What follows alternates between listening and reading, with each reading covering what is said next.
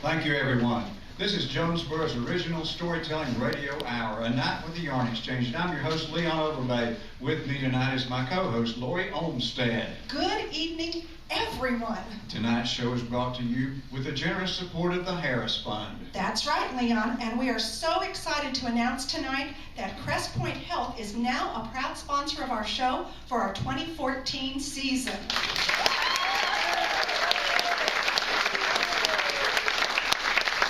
And we'd like to thank the makers of parsley. Yes, parsley, that smooth, easygoing flavor that enhances every meal. Sprinkle it on or garnish a dish. It just tastes better with parsley. And how could we forget our longtime sponsor, Frozen Toast? Yes, Mom, does morning come too early for you? Then Frozen Toast is the answer. From the freezer to the toaster, what could be simpler than Frozen Toast? Hit it, kids. It's a breakfast sensation from coast to coast. What do you want for breakfast, kids? Frozen toast.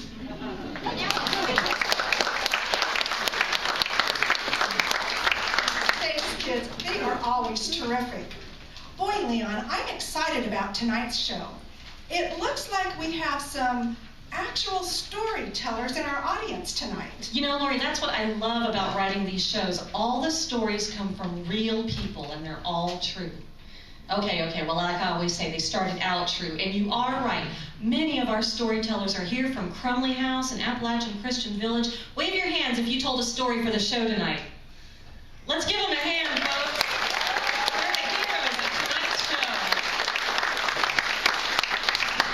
You know, the Yarn Exchange performs here at the International Storytelling Center every month, but in days in between, we're out all over the region with our outreach programs. After all, stories are happening everywhere, and that's where our stories are coming from tonight. From some of the places we do outreach, we've got true life tales from the residents at the Crumley House for the Brain Injured out in Telford. We've got stories from residents at Appalachian Christian Village in Johnson City who took part in the Jonesborough Repertory Theater's Drama Fund this spring. And we've even got a story from our friend Hakeem who took part in a story program that Jules did last year all the way over in Africa in the island nation of Comoros. In other words, Leon, we Jonesboro folk get around when it comes to story. That's right, Lori. We're so honored to have Hakeem with us tonight. Hakeem, why don't you tell us what brought you all the way to Jonesboro, Tennessee, 8,667 miles as the crow flies? 13,958 kilometers if you use the metric system, which everyone else in the world does, except the United States and Liberia and Burma. I have to admit, Hakeem, that nearly 14,000 kilometers sounds much more impressive than 8,000 miles. But that's only if you fly in a straight line, which in the alliance do not. To get here, I flew over 24,000 kilometers, and that did not include my trip into Washington, D.C., San Francisco, and New Orleans. Wow. I know I will have some killer frequently fly miles. You mean kilometers. Exactly. Hakeem, we're really honored to have you with us here in Jonesboro, Tennessee. Now, tell us what brings you all these kilometers to be here. I could not make my trip to the United States without visiting Jonesboro. We all know it is the storytelling capital of the world. What does storytelling have to do with your visit? Exactly, this is a great moment for me to be here because I've been here for during May 31st. We had a program for visiting how the tourism is developed here in the United States. So we're 15 people, different countries. So I got the chance to see how tourism is developed, and I said I have to be here, visit one of my teachers and my friend, which is in my country. Teachers are people that we respect them and honor them. That's why I'm here to share this experience, and I'm glad to see all of you.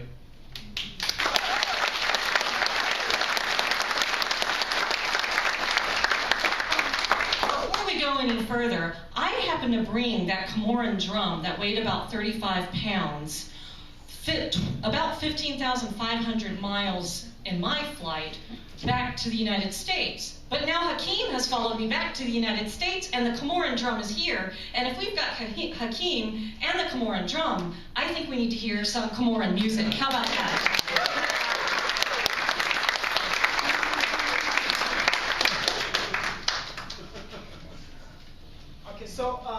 In culture in my country, we have women and men that we play. We have the traditional dance. So we always say we need women to take part of communities and development. Special weddings in my country is very important. So we have women dances and men dances. We always been together in a place and have the women dance and the men dance. So what I'm playing now, women can dance and men can dance together. So hear this, the music.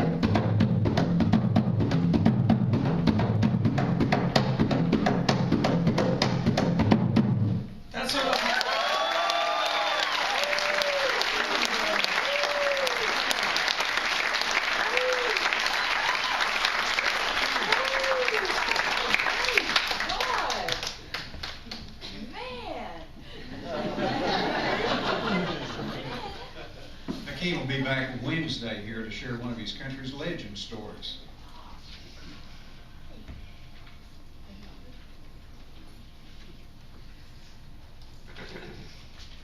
Well, it's that time of the program that we like to call Throw Me a Line.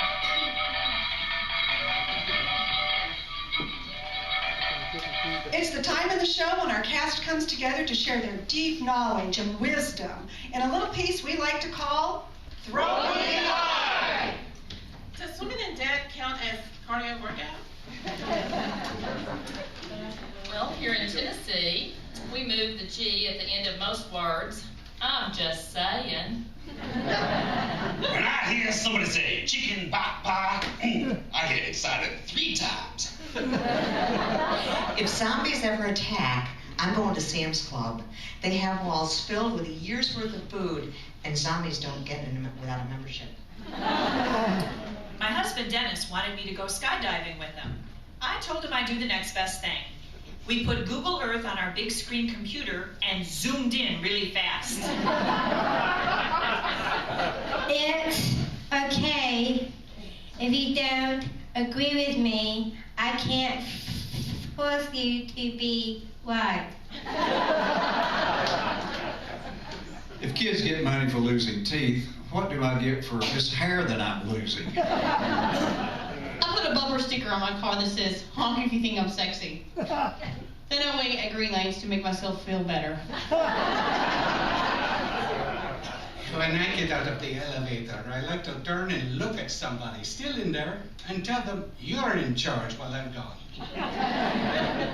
Apparently, a good way to get kicked out of the gym is to move the treadmill behind the stationary bike and pretend you're angrily chasing them.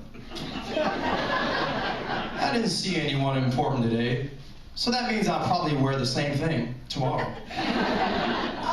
Okay, that's enough of that. Sounded to me like they were just getting warmed up. I know, that's what I'm afraid of. We gotta cut them off before they get too full of their deep thoughts. You know, Lori, I'm looking at some familiar faces out there, and I want to talk about when I first met some of them.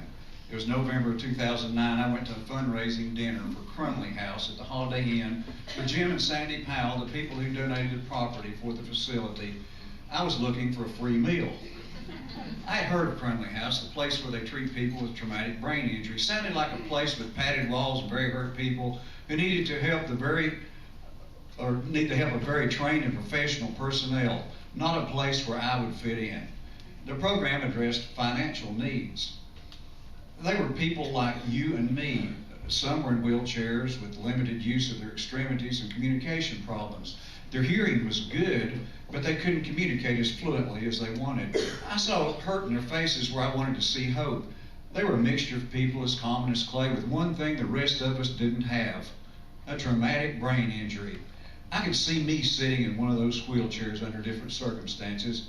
I couldn't concentrate on the financial presentation.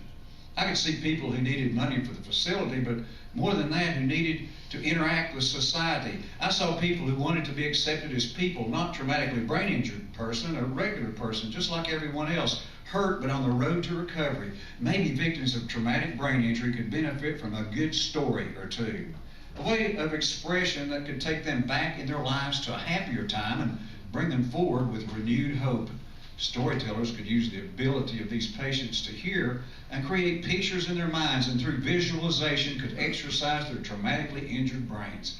I thought, if I can bring them story, it will be like jogging for the brain. And at each storytelling, I would tell them that story listening is like jogging for the brain. Little did I know that a couple of years later they would have an annual 5K road race fundraiser called Jogging for the Noggin. Through storytelling, we could entertain and also take them through a vast range of emotion while teaching them communication techniques. We could show them that we care about them and recognize their situation in life and encourage them to get better through rehabilitation avenues available to them at Crumley House.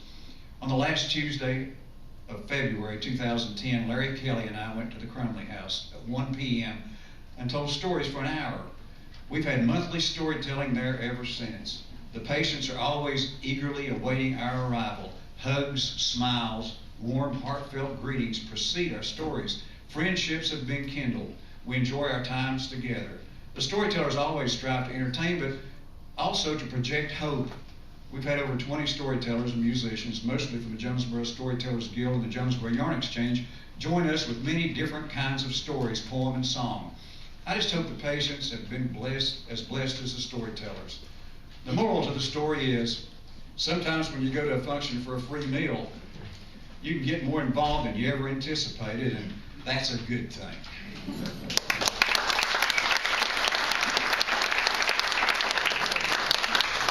That's right, Leon. And this month, we went out to the residents and asked them a couple of questions. When we asked Kelly and other residents what their favorite thing about Crumley House was, well, they were quick to let us know.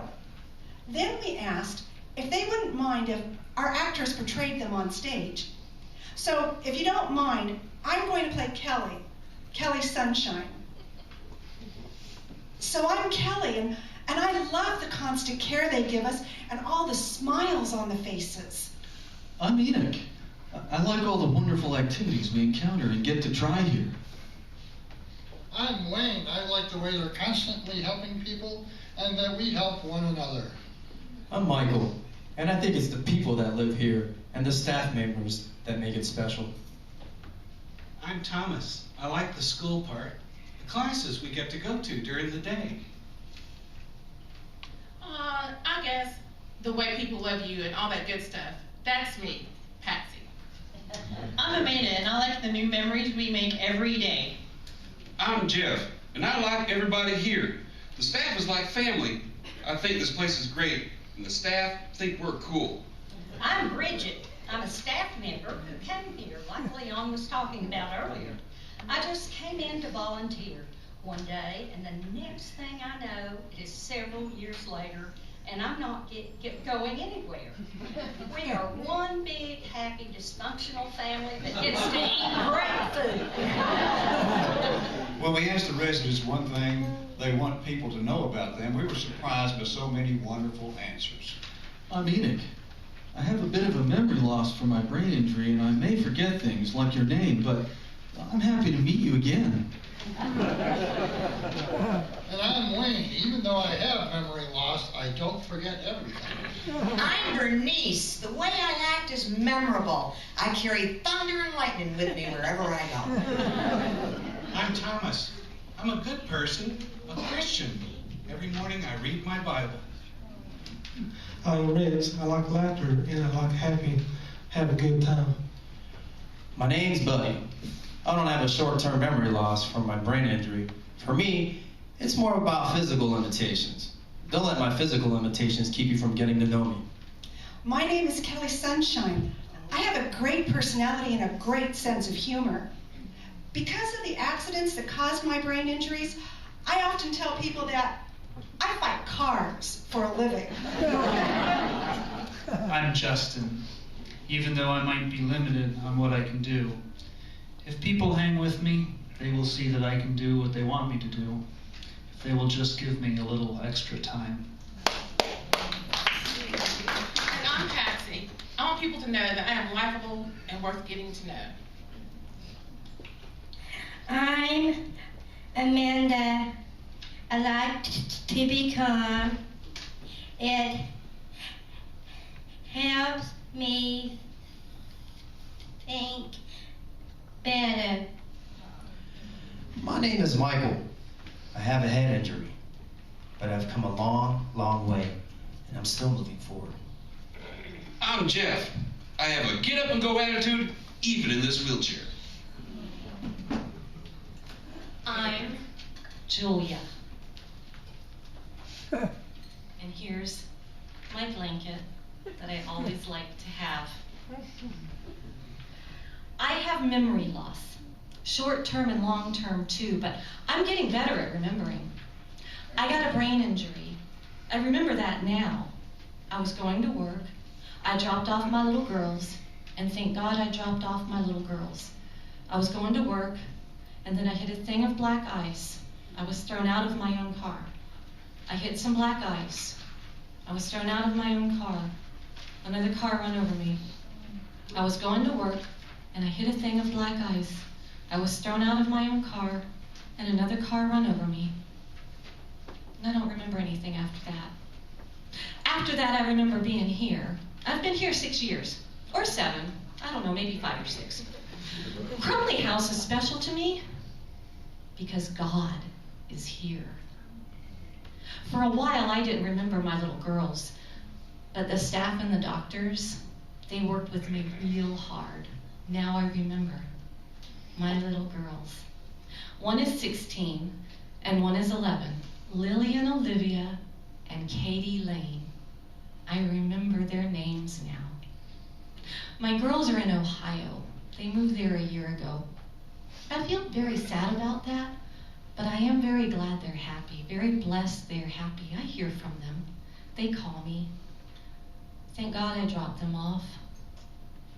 I didn't remember my dad for a while, but I do now. My dad is married.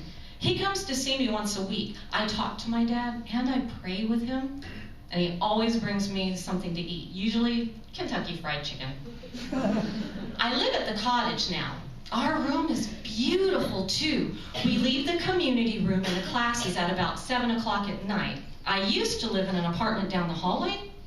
Now the only problem now is I can't go to my room at the cottage whenever I want to. It's lovely, but I just can't go there when I want to rest. It kind of stinks.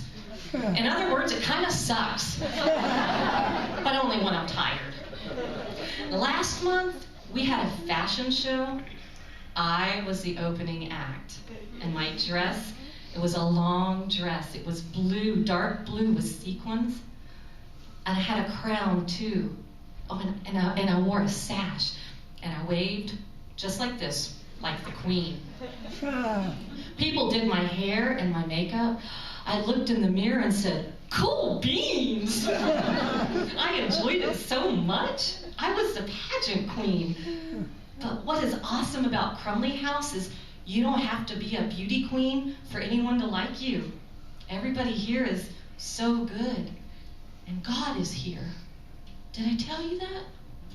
God is here. and he's so good. God bless you.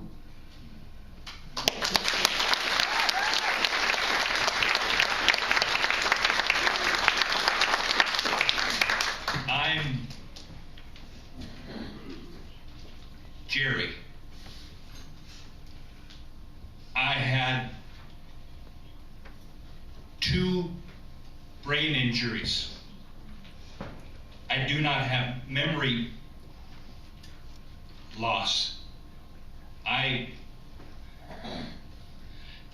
remember everything. I have trouble saying what I think. But in my mind, I still talk like this. And that is what I want you to know about me. Listening to me takes time, and lots of people give up because they don't wait for the next word. You see, my speech timeline is different from my thinking timeline. That makes communicating hard. But I remember, and I have stories. Jerry, you're a great storyteller. I've heard some of your tales and wondered if you might have made some of those things up. Just like folks do with you, right, Leon? Right, Jerry. Why don't you tell us a story? I'm an outdoor person. I like spending time at the Outer Banks. I surfed, I rode a 4-wheeler on Jockey's Ridge, I rode a glider in Fontana. When I was 8 years old, my major occupation was building forts out in the woods. There were other fort builders, but I had sense enough to construct a roof and line it with pine straw to keep the rain out. The boys in the area, we had all our club meetings there. One of our friends, he was too young to be with us, but he wanted to anyway, so we finally let him be in the club. He was really happy when we told him we were putting him in charge of membership until he found out what that was. See, there were girls that wanted to be in the club too, so I came up with a secret code. I told it to him and set him outside the door and said, if anyone comes in and wants to get in and they don't know the secret code, your job is to not let them in. He was in charge of membership for about 6 months before he realized it was our way of keeping him out of our meetings. About a year or two later, I built us another fort, further in the woods. The girls had found our clubhouse fort, and being 9 years old, without sense enough to like girls yet, we had to get away. We gave them our old fort, and we moved into the new one. This one had a campfire with a circle of stones out front. My job from an early age was to be kind of like the head cook. We built fires, and we were in the Boy Scouts. We knew how to do all that kind of stuff, how to be safe and keep a bucket of water nearby. I cooked on the campfire. Trying to find a frying pan and keep it level on the campfire, well, that isn't easy. One of the other Boy Scouts, he saw me cooking up some fish we caught in the river, and he asked if I could cook for him too, since, I was so good.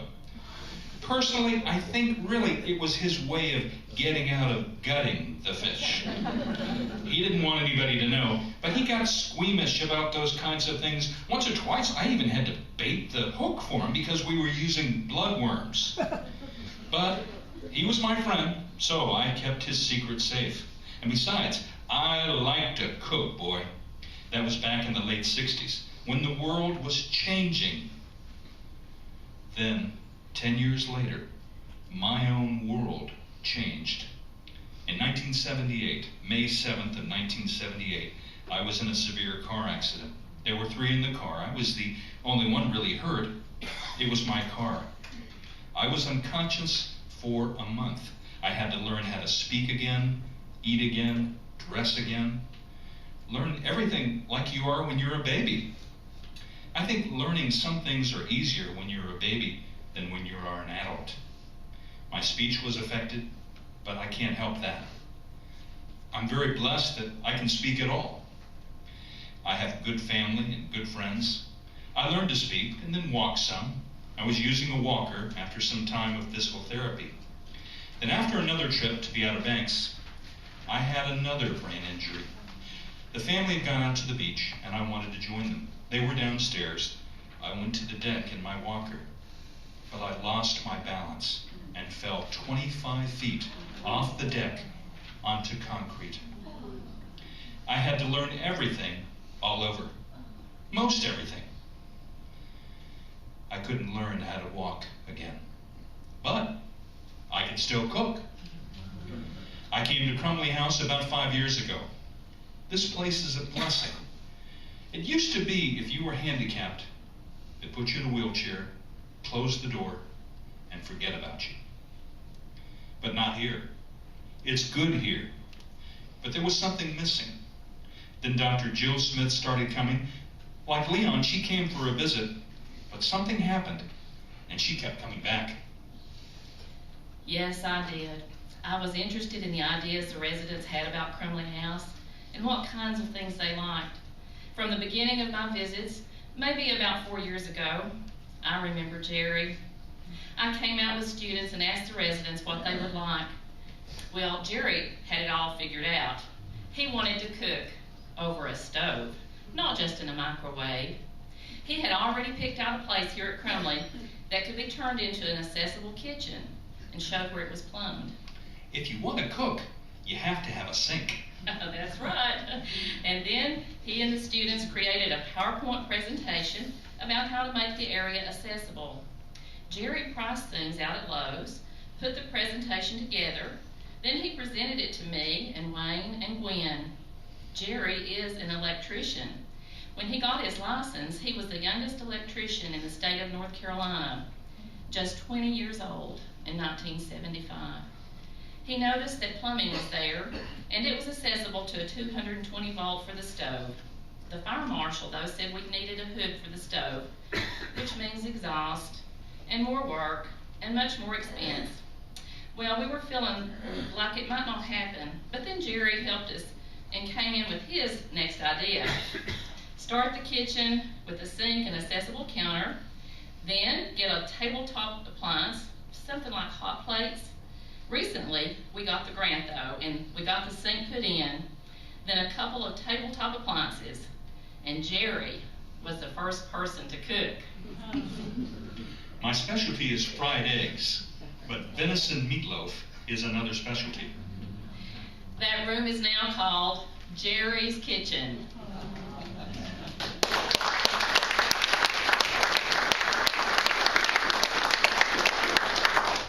And I am cooking again.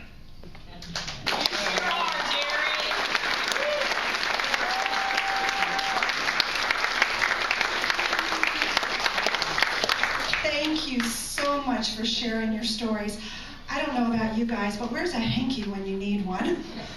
If you're just turning in, you're listening to A Night with the Yarn Exchange on WETS FM 89.5.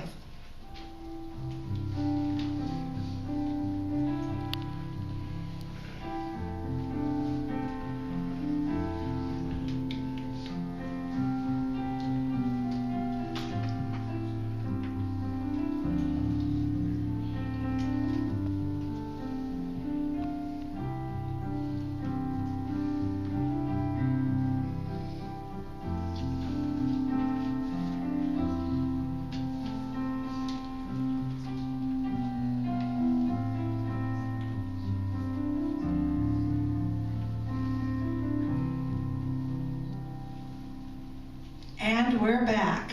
We're talking tonight about so many of the places where stories reach out.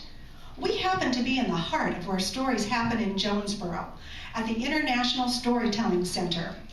13 years ago, the Storytelling Center, in addition to bringing us the National Storytelling Festival, began a weekly Teller-in-Residence program.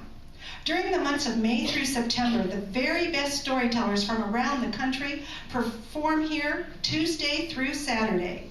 Tonight, we are lucky enough to have one of those incredible storytellers here with us. That's right, Lori. Bill Harley is here with us tonight. Entertainment Weekly called him the Mark Twain of contemporary children's music. Around here, we know him as one of the favorite performers at the National Storytelling Festival. Help me welcome him to the stage, everyone. Here's Bill Hart.